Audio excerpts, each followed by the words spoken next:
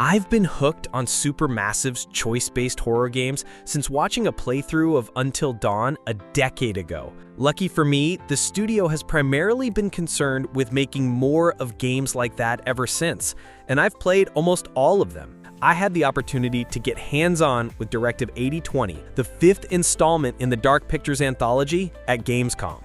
Over about an hour, I was able to play the first of 8 episodes.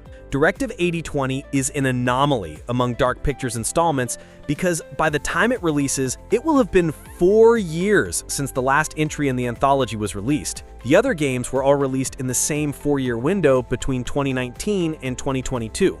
The explanation for the slower development cycle is simple. Directive 8020 is more ambitious than previous installments. A focus on additional gameplay features combined with a switch to Unreal Engine 5 has caused Supermassive to take its time in refining the next installment rather than rushing it out underbaked. Long, dark voyage. I played as Carter, an astronaut aboard the Cassiopeia, a spaceship en route to Andromeda to scout the galaxy out for potential colonization. Given the length of the journey, the crewmates rotate in and out of cryosleep, with only a couple of people awake on the ship at any given time. Carter is a father who misses his family, but is stalwart in his belief that volunteering for the voyage was the right thing to do. Carter is paired with Sims, a homesick astronaut hiding her pain beneath a mask of dry humor and sarcasm.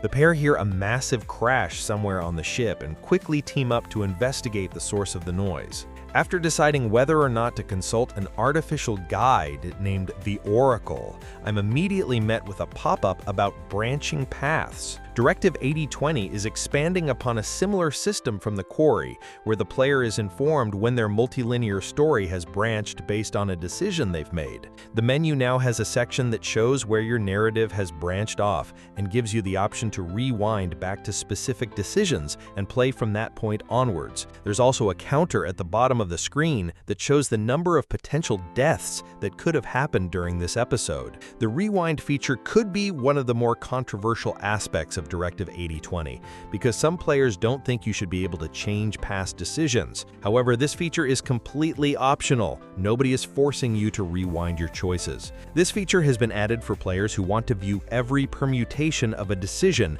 without having to replay the entire game. Executive producer Dan McDonald compared it to deleted scenes that were often included in physical DVD releases. The visual fidelity of Directive 8020 is much higher than past Dark Pictures games, which were created with Unreal Engine 4. The lighting is excellent, perfectly capturing the lonely blue tones and excessive shadows that inhabit the near-empty vessel. The characters' faces are photorealistic. After all, Supermassive were already adept at digital scanning even before the switch to UE5, and the new technology elevates this aspect of Directive 8020 even further. After consulting the Oracle, Sims and I exited the Cassiopeia to inspect the impact from the outside of the ship. There were a couple of faux scares along the way just to set the scene. Outside, we discovered a sizable hole in the side of the ship filled with organic matter. Fantastic. I'm sure that's nothing to worry about. Take control. Something that Supermassive is emphasizing with Directive 8020 is additional gameplay sections. Previously, almost everything consequential happened in a cutscene or QuickTime event sequence, but now your characters can actually die during gameplay. Supermassive flirted with this in the Quarry. There were sequences where you're rooted to a spot, aiming a gun, and you could die if you didn't react appropriately. You can also now freely control the camera, while previous games often had the camera at a fixed angle. In Directive 8020, I was thrust into a stealth section, and this wasn't smoke and mirrors. If you get caught by your pursuer, then you will immediately be met with a brutal murder scene, and there isn't even a last-ditch QTE to save Carter. I can see why, with the stakes so high and death so close, Supermassive felt it was appropriate to add a rewind feature.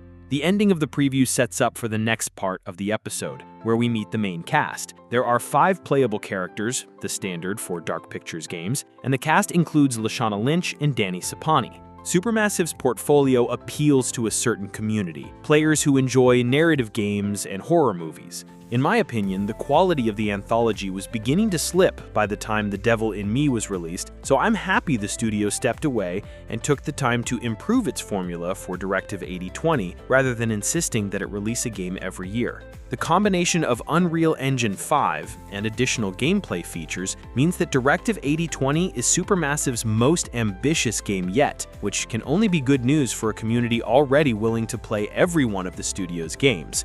Do I think Directive 8020 is different enough to attract a new audience?